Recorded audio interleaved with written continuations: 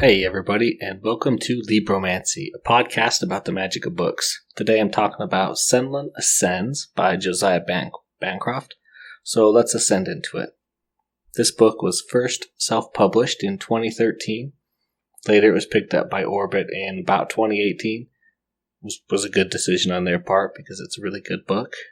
It's the steampunk genre, and I picked it for Book Bingo 2020, which I'm trying to accomplish this year. Hopefully I make it.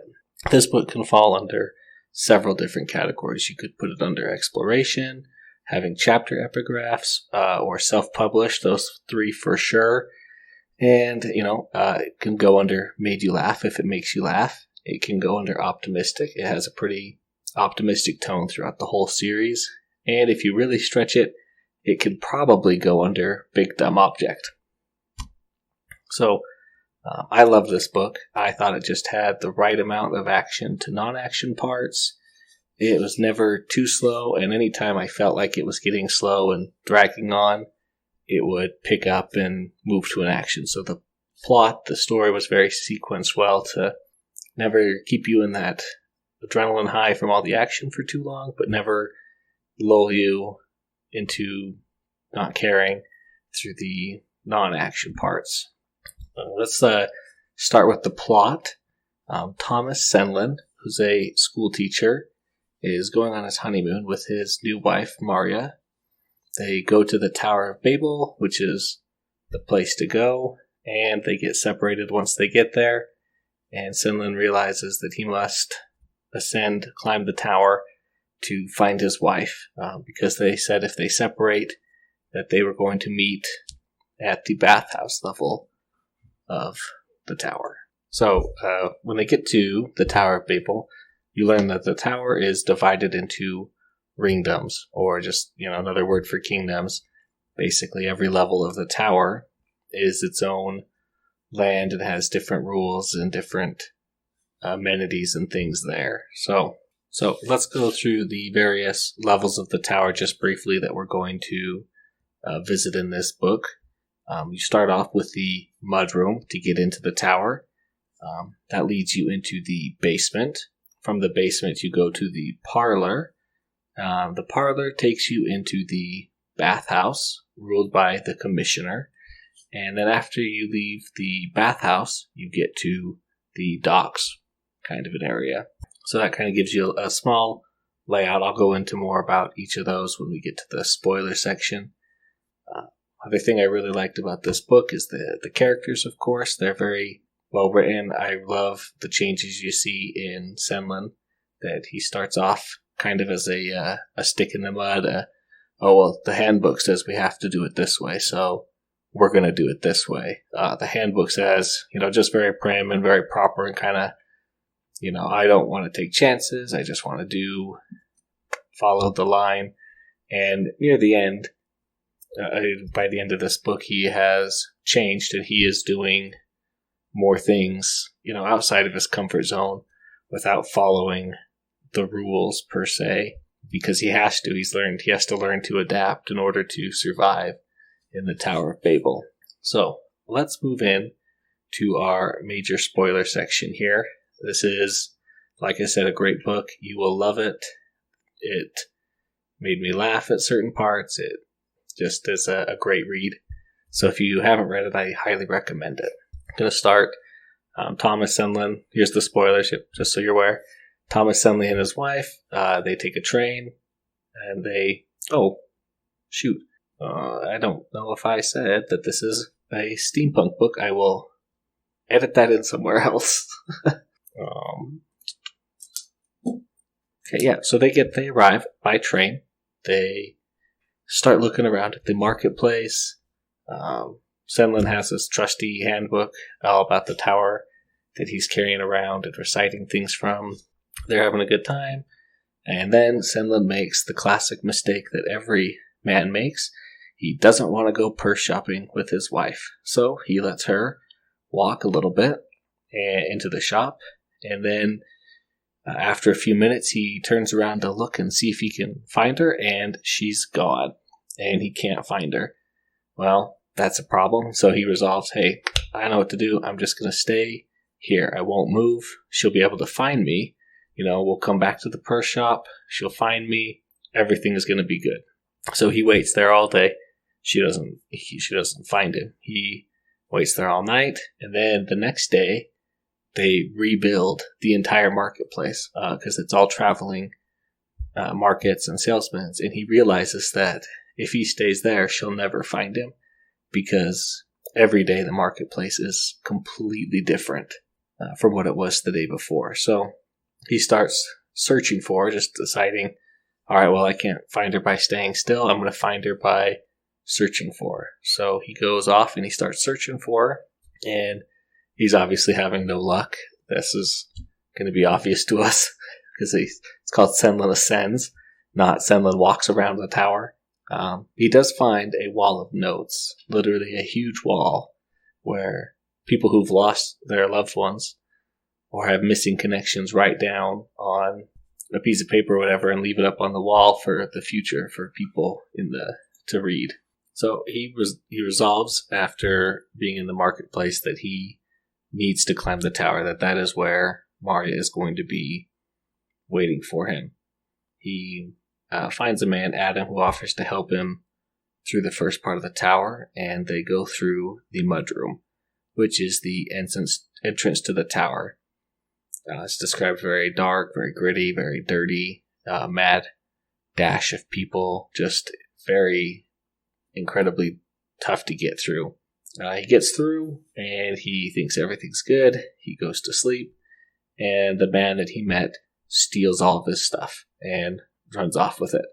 Luckily, Senlin, didn't keep all of his stuff in his suitcases, so he has a couple things.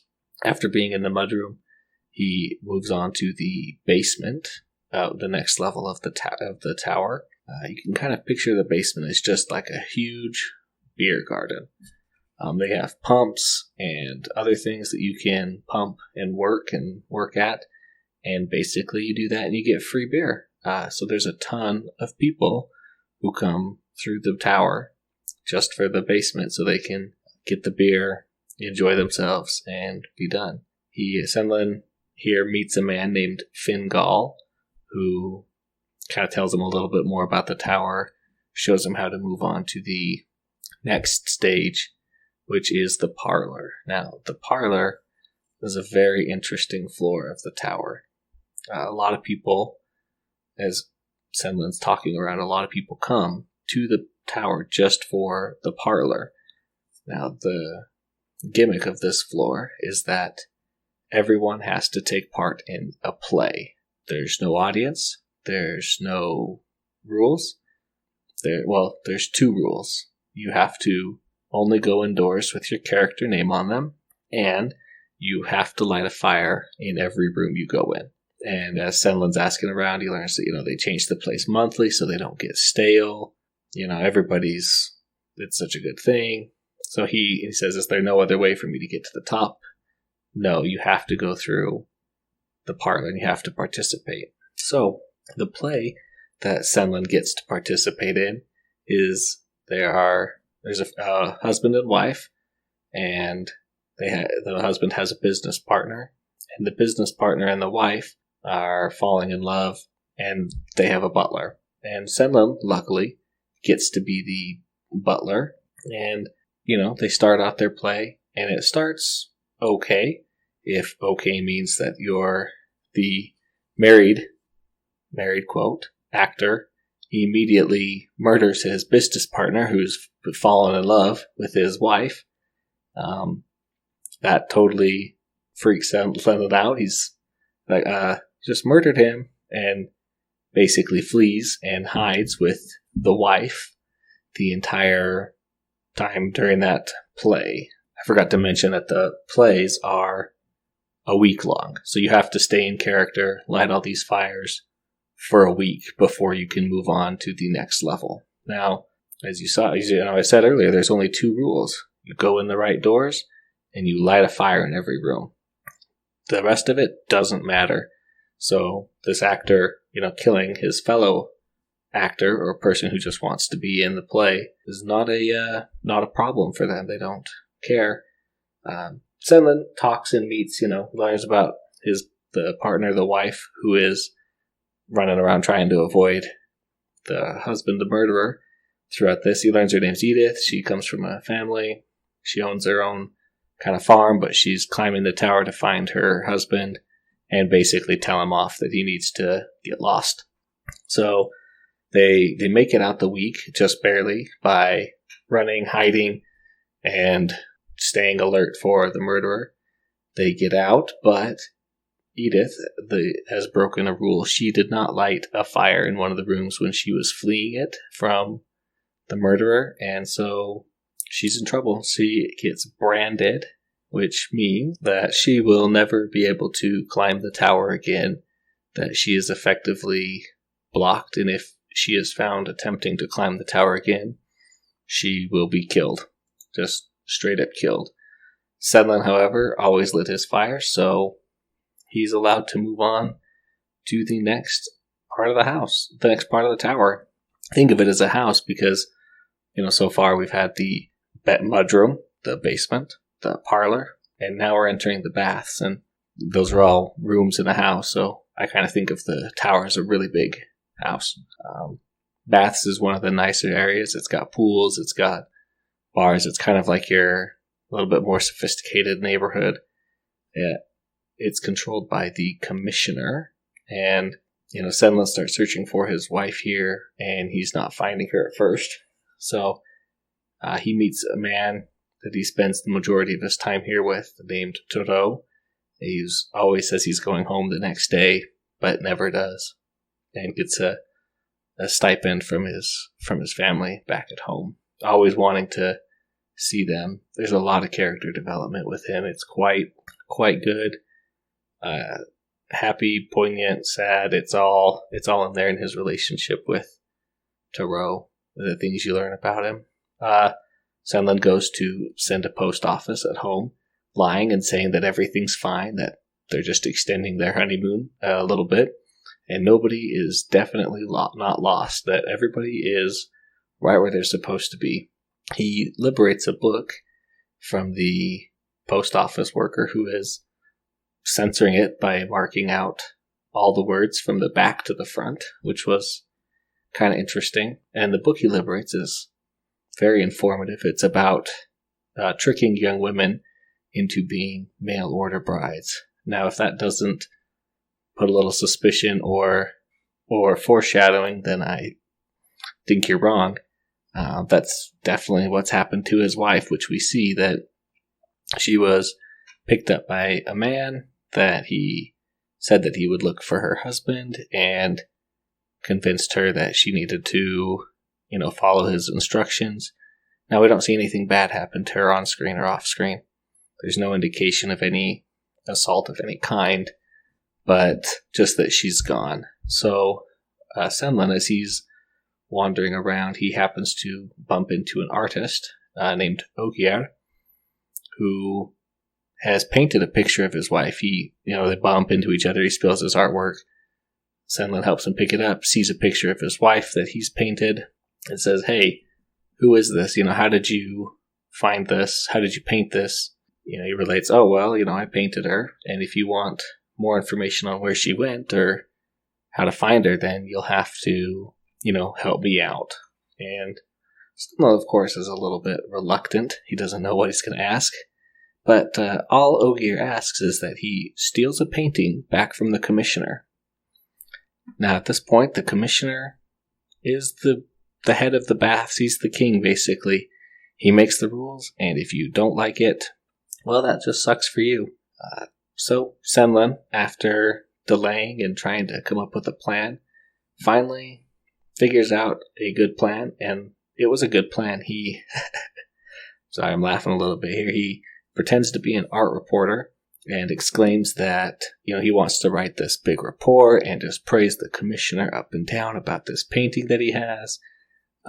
After he goes there, he pretends to have an allergic reaction to the painting, claiming that the painting is, ruined. It's got the hint of perfume on it. It's horrible. The commissioner, of course, does not like that news that his painting is devalued. Luckily, Senlin, of course, has a way to air out the painting and fix it, making it valuable for the commissioner again. Now, the commissioner, of course, doesn't trust Senlin right away, so he does assign a guard to him. Luckily, Senlin, very sneakily, is able to steal the painting, hide it so that he can get away, and he's able to get away. When he meets with Ogier, Ogier rushes him through to the next section because he knows that the commissioner will not let this go, and that the commissioner will send his attack dog, the Red Hand, a man who has kind of a steampunk concoction that makes him incredibly tough and powerful to kill Senlin for the painting. Now, Ogier does report that to Senlin that his wife was picked up by the bride maker and that she's being taken up the tower, and he doesn't know exactly where, but he wishes Senlin all the luck and sends her up. Senlin arrives at the next level, the docks of the tower. Now, I know this level doesn't match up with our house, but that's just how it is. So he's immediately conscripted by Jintal as the new portmaster for him. He met Jintal later lower in the tower, and this was basically a test for him to see if he could get up to here. Then Jintal can use him. So he works for Jin, and he's trying to figure out, how can he move on. At least now he has some stable pay so he can keep eating. How can he climb up? He learns about the airships and the currents and things like that so that he can move on. He recruits a man, Adam, to his side with a promise to rescue his sister, Violetta, who's being held captive by Jintal at the local whorehouse. Senlin decides that nobody trusts anybody, and so the best way for him to escape is that he needs to steal an airship, and he needs to pit Jintal and his other underworkers against each other so that Senlin can escape in the meantime. Of course, he just barely sets off his plan when who should show up but the Red Hand by the commissioner, looking to kill him and get the painting back. Luckily, they are able to, make it through the skin of their teeth, through no fault of their own, more luck than chance, and they are able to escape and fly off into the distance. Now, whose ship did they steal? But Edith's ship. She came back. She was there somehow. She's ascending the tower even though she was branded. And she comes back with a new mechanical arm. So she also has this steampunk arm. And that's where the book ends us. The crew escaping. We don't know where they're going or how they're going to get there, but they're on the way. Just a couple of thoughts I had while I was finishing up the episode is a couple theories that I had. Who is this Sphinx that's mentioned a couple times? Always in regards to one of the steampunk aspect of it. Edith's new arm or the Red Hand's concoction mixture that makes him super strong. What's their role? I kind of hope we get a couple answers to that in the next book, the arm of the Sphinx.